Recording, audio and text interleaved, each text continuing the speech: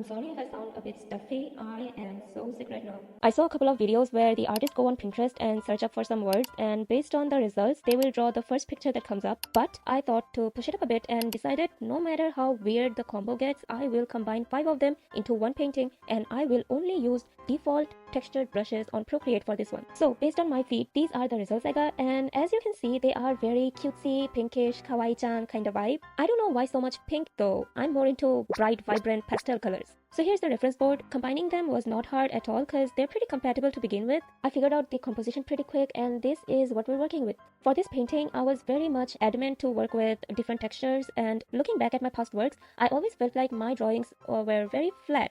I always finished my art and played around with the After Effects, desperately hoping that it would work out somehow, but I suddenly got this itch to draw something random, something that is bursting with colors and textures and not caring at all how the end result would look like. So I did not lay out the flat colors this time as I do usually. I just wanted to focus on one thing at a time and go with the flow. Too many colors might divert my attention right now. So first I decided to use the Wild Light brush from the artistic category for the skin tone of the character. It had a canvas-like texture, and also the more you put pressure on it, the more it spreads and thins out like watercolor. But I couldn't figure out how to use the textures for the iris and the lips, so I just used basic brush like round brush and soft airbrush for them. Then I used the same brush for the clothes, and I was so delighted with the end result. It turned out so pretty. I only used like 3 colors for the dress. As I had to add a strawberry for the fruit, I decided to make it a hair clip for her. This time I used the old brush from the painting category to give it an oil painting like texture. Mind you, I'm tweaking all these brushes a little bit here and there just so I can make the process a bit smoother, like giving them sharp tips, cancelling the streamline, and set the stabilization according to my need, etc, etc. And I tweaked the oil brush the most, I think.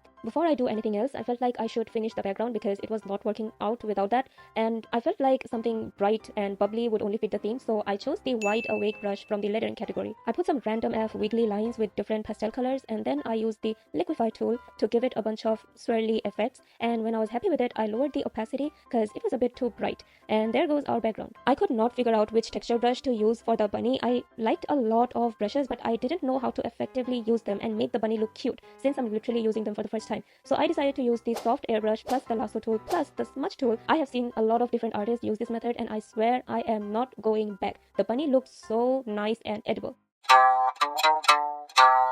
Don't get me wrong, I do not eat bunnies. I just think it gave the perfect texture of fur and liquid mixing together. Finally, the sandwich and the camera. I tried to use the stucco brush, but I don't really think you can point out the textures very well. Eventually, I just used the round brush to finish it up